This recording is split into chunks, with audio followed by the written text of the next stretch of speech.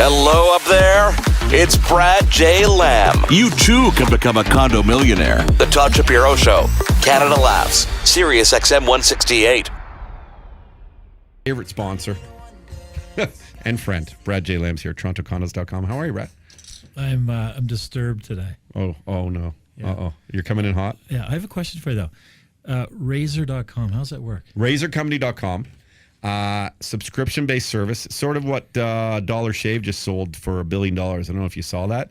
You get on the program, you sign up once, you figure out what works for you, and then every month they just sort of ship you those razors, and it's like 40 to 60% cheaper than in the stores, and it really is. It's actually amazing for anyone who uses it. They love it. Do you use it? I don't use a lot of razors on my face, but I use it in other areas.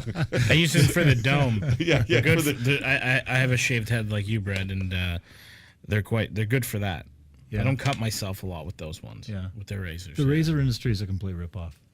Is it? 100%. I don't mean that. Yeah. I think that sounds good. I actually saw the dollar one. They had commercials. They made fun of the whole razor thing. Yeah, you go there, and these things are crap. They last 4 or 5 shaves, and they lock them up like it's gold. And that's why this company was like, why are people paying? Literally, if you were to spend $25 for one at like a Shoppers Drug Mart or something, you'll probably get 5 for the price or something there. And then they ship you the cartridges and they save you the time for parking. And they figured it out. They're like, we got it. We got the formula. So these guys, hopefully, Canadian-based company. So we're hoping they blow up. Sounds good. You should actually send me that. I won't remember it, but send it to me because I'm going to try it. Okay. Because I am so frustrated with the razor industry. They last 3 times, 4 times. Got to throw them away. And it's got what I mean. Yeah, I won't ask you what you use. I was going to ask you what you I use. use a typical, Yeah. name brand. Yeah. Starts with a G. Yeah. Right. And I got to say they're shit. They Yeah. really are. I cut my head all the time. If I use it more than 5 times, I cut my head. You know what I use for the head sometimes? There's this I used to buy the female blades. There's this they're called Venus. They come with a soap almost, so it makes it a lot smoother. But the problem is you just got this big pink handle in the shower. But Do you use the razor company for? I use the razor company for my head, and I used to use the Venus razors, the big female ones. They have a bit of a rounded thing to them, right? They're round, and it has it's like in a bar of soap almost. Yeah, It's it's like got a moisturizer in it. and it helps with like the cutting. It's the head's a different animal altogether. Yeah, I don't know. You shave? Do you shave your head, Brad? I do, yeah. You do? Well, I don't have a lot of hair on the top of my head. Okay. Short blonde ones. Oh, okay. But on the side of my head, it's quite thick. Oh, actually, it's funny. It's funny because I guess like you don't think because you're just like you're a bald guy that's striking. Like you have this you have this dominance about you, and you forget like I forget that guys sort of maintain the baldness. Like I think guys who have hair don't think about that. Does that make sense? Yeah, I guess. Yeah. I mean, some people shave their entire head. I don't think I'd shave my entire head if I had a full head of hair. Maybe I do it for goose every now and then, but I lost my hair when I was 30. Do you know why? Male pattern baldness, too much testosterone, Yeah. too much anger. Ah. Is that actually what it is? Is that really? Well, it really what happens is it's when your growing pattern happens. Like when I was 18, I was about 5'10" and 180, and when I was 22, I was 6'5", 240, and I just became a beast, like the Hulk. massive. I got and I worked out a lot too, and I was into sports, so it was just all that massive amounts of testosterone. And I was an angry guy back then, so I got in a lot of fights. Seriously. Were you a good fighter? Yeah, well, I was more of a brawler. I wasn't trained in fighting, but I was big and strong. So, if someone's on my back, I'd get him off my back, and I'd, hurt him. Did that ever come back to bite you in the ass at all in business? Like, Brad, like, but in the day, Brad was a brawler at the bar or something? In university, I was banned from every bar on campus. Come on. No, seriously. And now I have 2 scholarships at that university, Queens. I do 2 engineering scholarships a year at Queens. And I go back and I speak about my, what I've done in my life. I've gone back 3 or 4 times. And the dean of engineering visits me once every 6 months. We have lunch or dinner. I get invited to parties all the time. And I was a terror when I was in university. I got kicked out of all the good bars in Kingston. By year 3, I had nothing to do. Wow. Yeah. But I think what's cool about it is you're open about it. we all have a path, right? Like everyone has a path, and the goal is obviously to evolve, to change, to become better, and become a better human being, and be successful. And it's like those are two pretty big extremes, which is a great success story to be sort of a mentor to others who might have been, had a lot of, who had a bunch of fisticuffs in the day. But what I did do is that I studied very hard when I was at university. So I got a good degree and did well when I was in university. But all the sideline stuff, like 9 o'clock to 1 o'clock, because bars closed at 1 o'clock back then. It was all a lot of drinking, a lot of fighting. What would tick you off? Like, what would get you? I was a bit of a punk back then, and so I kind of dressed differently. I had a group of guys dressed differently. We had tight pants and mohawks and stuff like that. That's when I had hair, although it was falling out. And it kind of irritated people because we were different at the university, at a small town Kingston. Yeah. And so if anyone said anything to me, it would just be like, "You're done." Yeah. Why would anyone say anything to a guy who's 6'5" with a mohawk, Jay? You know what, though? It's the big guys that get picked on the most because guys will look at a big guy and be like, "Oh, does he think he's fucking so big for?" And then they try something. They want to be the guy to take They down want the to big prove guy. it to themselves. Yeah. Yeah, well, a lot of little guys are dangerous for sure. Anyway, it was an interesting time.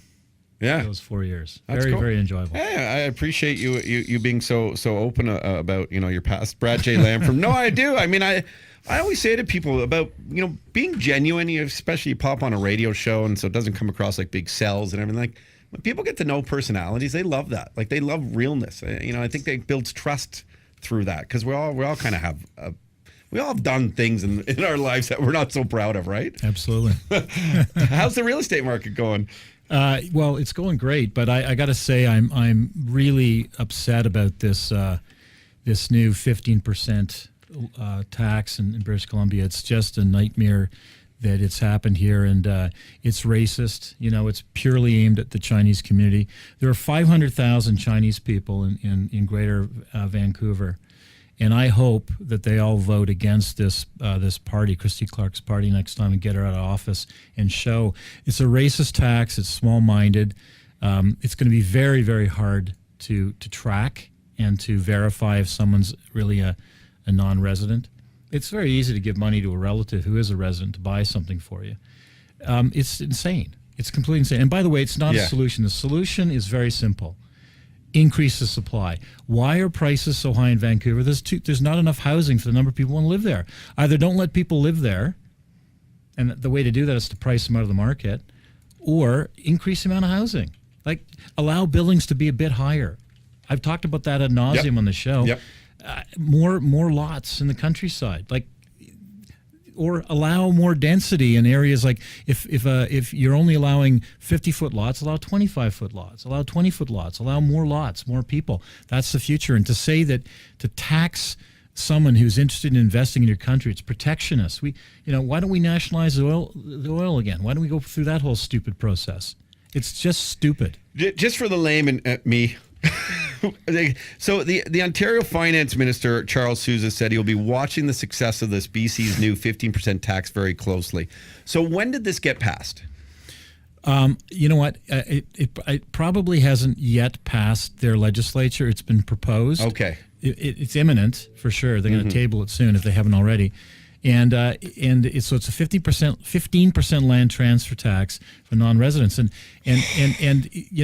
clearly it's a Chinese it's punishment. It's what it is because they're buying a lot of real estate. And that's listen, it's hard to have a perfect bowl of porridge, right? It's too hot or too cold. You can't have a real estate market that's perfect. So you start doing stupid stuff like this in Toronto, and before you know it, you have a massive real estate recession. Like the people who are buying real estate in Toronto are, in some cases, foreign people.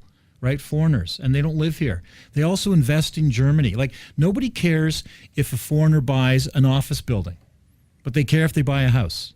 It's insane. It's just crazy. I guess, and if you're buying a property, say, for a couple million, now it's going to deter them from buying because another $300,000 on top of that, right? So it's and so what is the end goal? Well, I wouldn't buy it. Like I had a condo in New York. If they said to me, "Yeah, you can buy here, but there's a 20% extra tax," I say, "Fuck you! I'm not going to live in New York."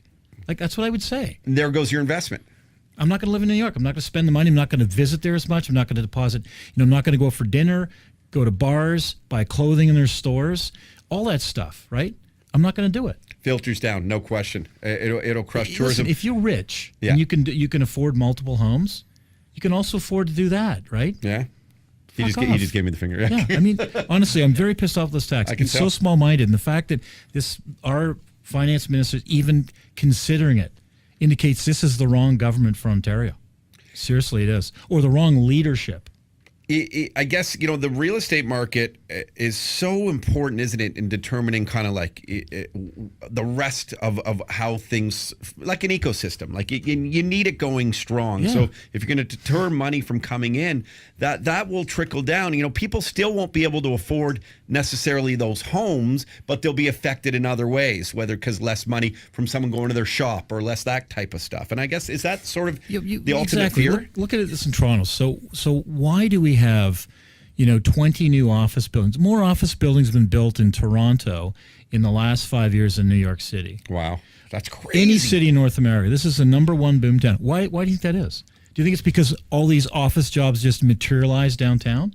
It's because we built 40 or 50,000 condo units or more downtown, and these people are young and are educated and have skills, and they want to live and work in the same place. So boom, office buildings get built, and you start damaging, like you said, the ecosystem. Take the oxygen out, then the plants die, and then animals that eat plants die, and they can't breathe either. The whole thing is going to collapse in itself. It's so dumb. It's so dumb. I mean, what government meeting would sort of go through their, what would be proposed, and then why would they actually go ahead with this kind of stuff? What is their rationale? Because that government in BC wants to get reelected. There's a huge amount of pressure on municipal councillors and the mayor of Vancouver, and there's pressure on the minister, the prime minister, the premier of BC, Christy Clark, and there's lots of pressure on Justin Trudeau. And these guys mostly care at the end of the day about getting reelected. So if it's an election issue and people want it, they're going to kowtow to the ignorant masses. And this is not a smart thing to do. We have to educate people that this is not a smart tax. On the surface, it thinks. If you think, someone in Vancouver will say, great, this is good, now I'll be able to afford something. No way. Here's what's going to happen. Developers will stop building condos. Who are you going to sell them to? Who's going to buy them? There aren't any young couples. So there'll actually less supply, which will just make the prices go up even more. Exactly. Wow. Young couples do not line up in sales centers to buy something 5 years from now. They buy it when it's ready at the time. That's when they need the place. Who makes this stuff happen are investors. They buy it, they wait the 5 years, they close on it, they rent it, they sell a couple years later to a couple or a family or an individual that needs a home. That's how the system works. And if you take away the engine of the system, it collapses on itself. So all that's going to happen is less properties will get developed in any city where this tax happens. Less homes will get developed, and that means prices will go higher. Is there anything that can be done to sort of towards the Ontario government more specifically to say, like, hey guys, whether it's from you or other people to go, like, think this through a little bit. How do people sort of speak up to that? I will not shut up about this issue. Every single day I'm ranting and raving about this issue, and I'm going to do everything I can, which I'm not that influential, but I'm going to talk to as many people as I can. I'm going to tweet, I'm going to Facebook, I'm going to Instagram. Every single person who listens to me, I'm going to tell them this is stupid. All right. That's what everyone should do that cares about this situation. You got a speakerphone here, obviously. Brad J. Lamb, TorontoCondos.com. That's good. It's the business of real estate would be stressful, eh, Brody? Yeah, I can imagine having to do that. Would this change in Vancouver bring more foreign investment to Toronto, though? Now these guys are looking for a better situation, a better place to buy real estate. It's going to bring more foreign investment to Calgary and Vancouver. Calgary and Toronto, for sure. So even though Calgary is in a bit of a bad way real estate-wise, prices are great. And these are some long-term investors. And I would not be surprised if Calgary gets a boost from this. But Toronto will definitely get a boost from this. Brad, when people say long-term investors, what is that, like 10 years, 20 years? What is that like typically? How far, what kind of vision do people have when it comes to that? I'll tell you, Chinese philosophy investing is forever. Wow. It's generational. It's not in their life. It's in multiple lives. I love that, actually. Yeah, it's the way to do it. I'm looking at buying a building downtown, an office building. It's like a brick and beam building, and the same family has owned it for 100 years. God, I love that. Canadian family. Wow. Who's the trust fund baby selling it now? No, Brad, sorry, Brad. We're Brad and his team were talking, and I was just thinking, there's so many fun stuff, and I always want to get listen, Brad is a huge developer. He's an amazing guy. He's one of the smartest businessmen around, and he's done so much for this city and for this country in terms of developing it. But what does he think about things like Pokemon Go? What are your thoughts on people running around in the city at all hours looking to find Pikachu? Our office was featured in that one day. Oh, nice. Yeah, the lamb on the top of where my building is. Yeah, it's asinine. Yeah. When I read it in the newspaper that it was this huge thing was taking place, first thing I thought is someone's going to walk in the middle of the traffic and get run over and die, and that's happened. What do you think's happened? What's the disconnect that where we want this fake world? We don't want to accept the realities of this world, which aren't easy. And we were talking about this earlier today. And I feel Canadians are becoming like this way, Brad. And I don't know how you feel. And it saddens me that they really are becoming more two-faced with age, with generations growing up, where they don't want to talk about the stuff we are talking about now. They want to be all PC. They want to all be kind to each other. But granted, the dinner table comes and it's around amongst maybe their only friends. Then will they say the things that need to be said? Do you feel like there's this disconnect now? Yeah, I think there is, but I think that mostly the people running around playing this game are probably 12 to 28 or 30, maybe, right? Okay. Well, there's some. Yeah, I mean, there's some older dudes doing this too, right? Yeah, but there is. But I think so. I'm leading to something. So I think that group of people are having a harder time finding their fit in the world, right? And I think that's an enormous problem. So escapism, whether it's through something like that or through drugs or through alcohol or through playing games, just staying at staying at home rather than going outside and playing road hockey or baseball or whatever, you stay inside and you play, Car Theft 45, right? I mean, I think that's the problem that it's I think young people are having a hard time finding out exactly who they are and how they fit into the world, and that's the responsibility of our generation and generation, maybe before me and after me, to help make that change. So do you fear for those that real young, the younger generation, even maybe sort of like the early stage or the later stage of millennials and even younger? Do you kind of fear where they'll be in 20 years? And it's super tough. It really is. It's a very, very tough place right now. To even in Canada, like I see so many people making the wrong decisions every day. How so? Like what would an example be? Well, like for instance, I see a lot of young women, right, making wrong decisions for status, right? It might be social status, it might be monetary status, it might be a product like a great pair of shoes or a purse or a handbag. I see it all the time. Save your money. Like be smart with it, I'm right? not talking about that. I'm talking about people making bad decisions to get ahead, right? Not smart decisions that are based on, a long life, but it's a short gain life, right? And it's not just women doing it. Men are doing it too. It's everybody. I just think that it's harder to, when I talk to people buying a home, it just seems so impossible, right? It just seems like it's so far away that they could possibly imagine this. And I was reading the newspaper. There's a columnist I don't particularly like that writes in the Globe and Mail business section. He's always slagging real estate, and he's like, they had a savings calculator for people, and that someone would have to be, if they made X amount of money, they'd have to be, 50 before they'd be able to get a down payment to buy a home. And then they'd be, wouldn't be enough down payment because prices rose too much. So they're just locked out of housing. I don't know. I think there's a lot of problems, and I think what I think we should be doing is we should be starting mentoring groups where you can get, 50.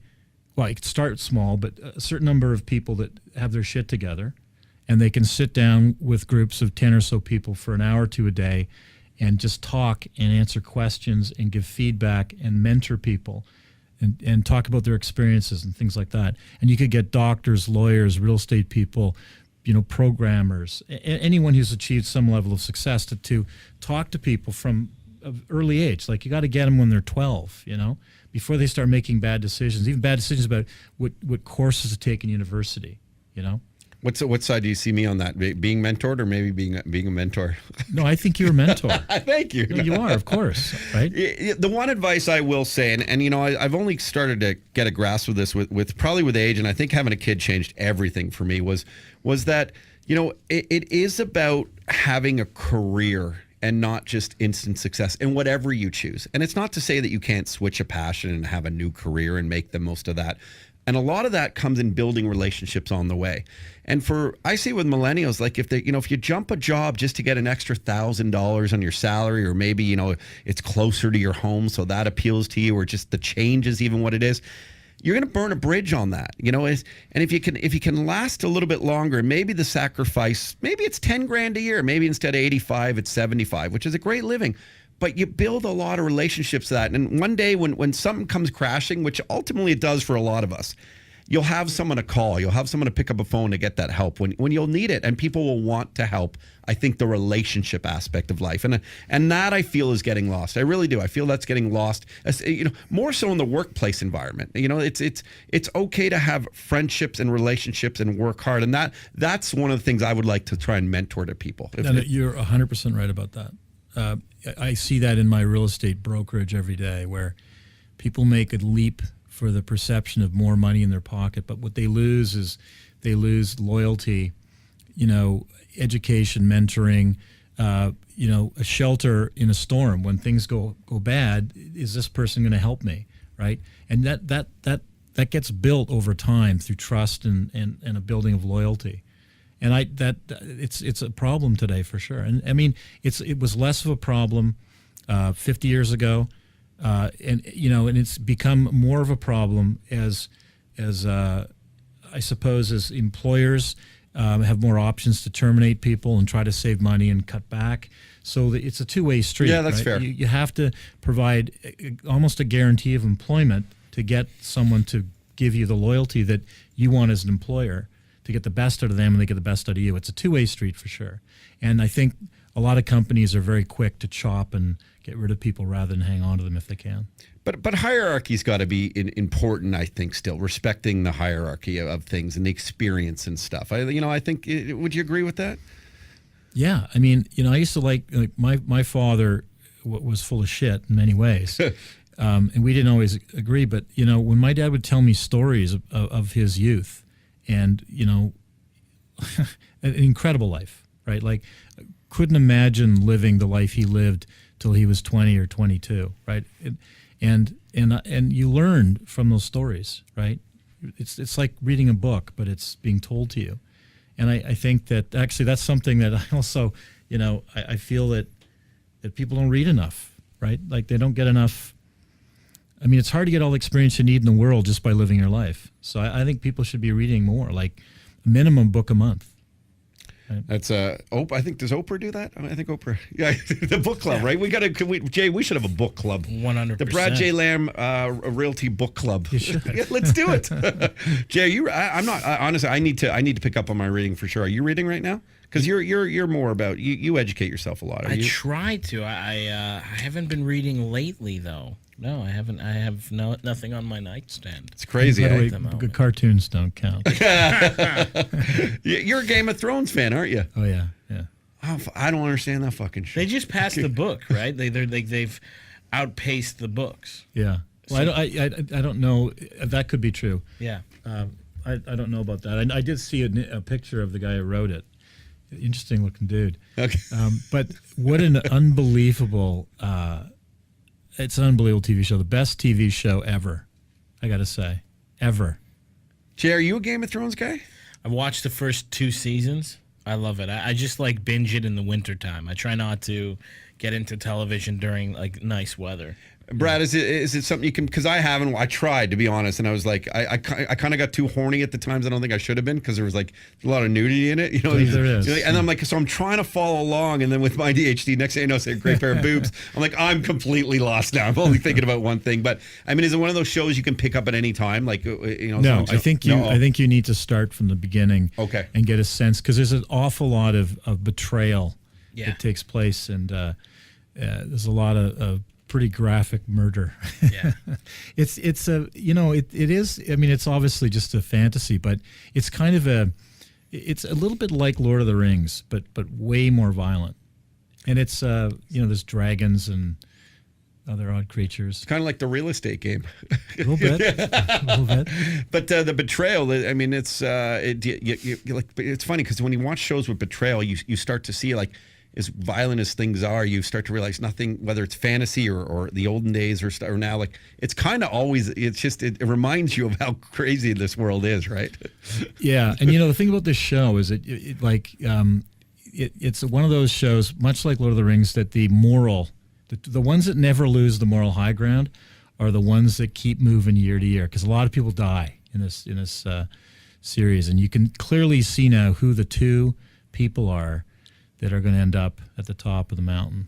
Wow. Yeah, it's a good show. I'm excited to. I'm gonna maybe start doing it from day one. We've talked about your daughter before, and the humble side of Brad J. Lamb. What you guys go to movie? You have, like, you do your movies and stuff. The Secret Life of Pets is out. What do you think of these types of movies? I did see that movie. I see every cartoon. Really? Yeah, my ex wife is cool to let me take her to cartoons. Okay. So I see every cartoon. I mean, I saw that. I've seen Angry Birds. I've seen Zootopia. You name it, I've seen everyone. I'm going to go to Ice Age this weekend. Nice. I actually love those cartoons. They're very funny. They're very clever. They really are. What's your favorite so far this year? I think Zootopia. I really enjoyed Zootopia. Yeah, I've probably seen it 15 times, because once she sees it in the theater, Yeah. and then it comes out, like, I don't know, 2 months later, you know, on Apple TV or whatever. It's like, I want to watch Zootopia. I want to watch Zootopia. So watch it twice in a night. I'm like, please. I've seen it probably 15, 20 times. Have you ever said that to your young daughter? I want to watch this movie now 15 times. You know? Always complaining. Okay. Always complaining. Some of the shit I have to watch, kid shows, are just brutal. But the big movies they're pretty solid. I guess Yeah, they figure out a way to, like, kind of have the adult humor. Yeah. Within that, I think that's what Absolutely, it is. they do that. Kids programming is very odd. I do, like, I have young nieces and nephews, and I try to watch, like, the television with them just to see what they're watching. And for the most part, I like the cartoons, but I always get weirded out during the live television stuff. You have, like, these guys, the Wiggles, they're these 4 weirdos. Yeah. And I'm like, I would never trust you assholes near my fucking niece. But you don't want to say that to your niece, because you don't want to, like, break her head, you know, telling her, like, stay away from that Wiggle guy. He's weird. But it's so funny how, how weird kids' TV is when you get to watch it. It is weird. And I'll tell you, having a daughter, the princess thing, it's so overplayed. Everything's princesses. Yeah. It's just brutal to watch. My God. There's only one type, and it's princess. They're all princesses. Yeah, They're all princesses. Even if you're watching, like, a show with the animals, there's still a princess, like, dog or whatever. Have you ever seen My Little Pony? Yes. Oh, it's all princesses. Brutal. They fly around. We've had bronies on the program before. Those guys are weird. Something's seriously wrong with them. I think that's fair to say. Oh, okay, man. let's be honest. 100%. Yeah. I was on my Twitter feed, and my friend, who I guess he was out in the park with his daughter, and he saw a brony, a grown man dressed up as a little pony, and he's taking a photo with him and his daughter in the My Little Pony. And I was talking to him afterwards, and he's like, dude, man, there's just this freak weirdo. I'm trying to convince my 2-year-old not to go see the pony, but she's losing her mind. Because of course, for her, it's like that. She doesn't get the reality. She of doesn't it. understand it. And he's like, man, I had my fist balled up, and I was ready to punch it any second, but the photo turned out really nice. Nothing happened. My boy's 1 today. My little boy turns 1. Oh, wow. Yeah. It's kind of cool. So what are you doing? I'm just getting drunk. No. We're Cake, maybe a Yeah. party. We're having a big party. Yeah, I think it's an excuse. No, we're just gonna hang. We're having a little barbecue. But I was thinking, any suggestions of what to get a 1-year-old? I got to go quickly. Well, I mean, they love. It's a boy, huh? Yeah. Yeah. So, well, I mean, I don't know about boys. My daughter loves stuffed anything, any animal Okay. that's pink and purple stuff. Probably boys like green and blue, that kind of thing. Get him some. Okay, that's cool. Like maybe a woolly mammoth, something macho. Holy man! Yeah. What about like do they have Game of Thrones stuffed animals? Do they little much? Stuffed heads, maybe. A little, Dragons that breathe fire. Brad J. Lamb. The Todd Shapiro Show. Canada Laughs. Sirius XM 168.